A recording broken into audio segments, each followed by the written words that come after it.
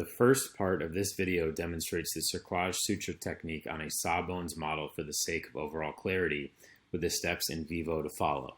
The fracture is pictured in the bottom left portion of the model. After portals are established and the fracture is freed, a Nitinol wire is passed through the capsulolabral junction just inferior to the fracture.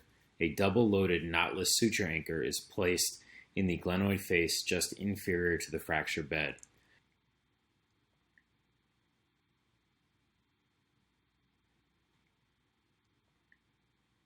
The Nitinol wire is used to pass the first inferior repair stitch superficially.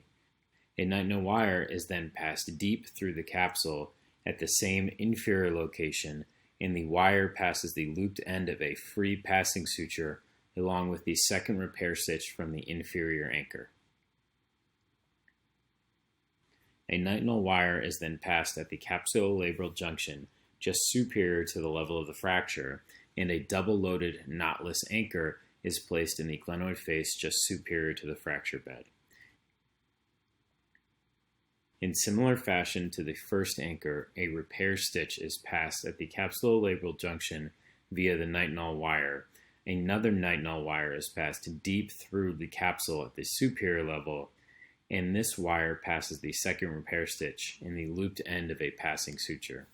The two free passing sutures are then used to pass the deep repair stitches. The inferior passing suture passes the superior deep repair stitch, and the superior passing suture passes the inferior deep repair stitch.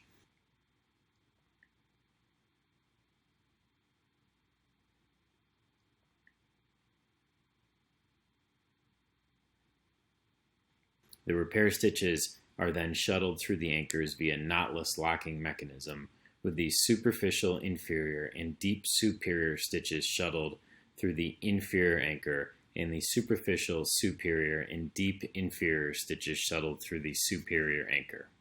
With the fracture reduced, the sutures are then tightened through the locking mechanism in order. These images demonstrate the final repair construct on the sawbones model.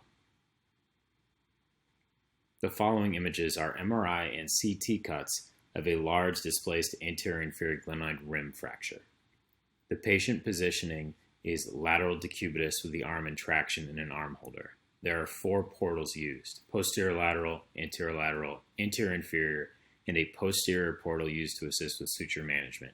Viewing from the anterior lateral portal, the fracture is identified and the adhesions released to mobilize the fragment. The posterior portal is made under visualization for suture management. A curved suture passer can be seen passing the Nitinol wire just inferior to the fracture superficially through the labrum, and then again passing inferior and deep through the capsule.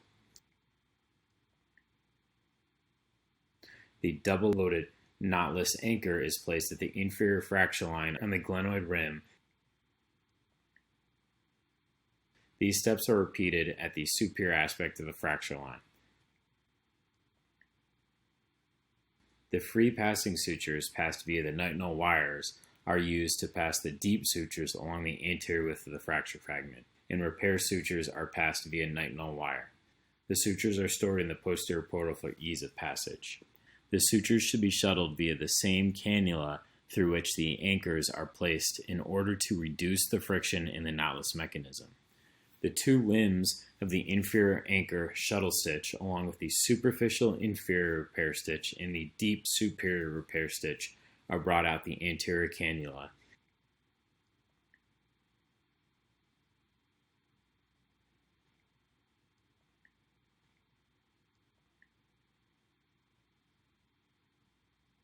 And the 2 repair stitches are shuttled through the inferior anchor. The slack is taken out of the repair stitches while the fracture is adequately reduced. The same steps are then performed with the 2 other repair sutures for the superior anchor.